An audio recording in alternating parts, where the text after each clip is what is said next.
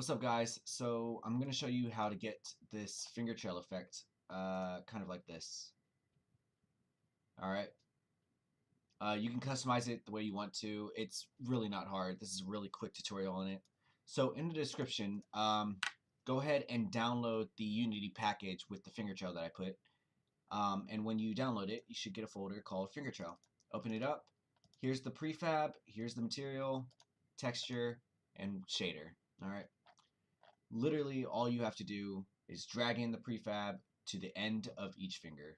Alright, so open up your avatar, go down into each hand, the left wrist and the right wrist, and just open it up until you get to the end of each finger. And then just drag the prefab in, drag it in, drag it in, and so on and so forth. You can customize the actual finger trail itself by just messing with these settings in here. So if you want to make it another type of gradient, maybe a rainbow, then now when we move our character around, it's going to be a whole rainbow effect. You can change the material, you can do anything.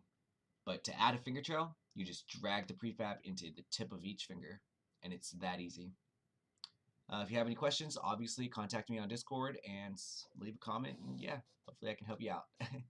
Have a good one.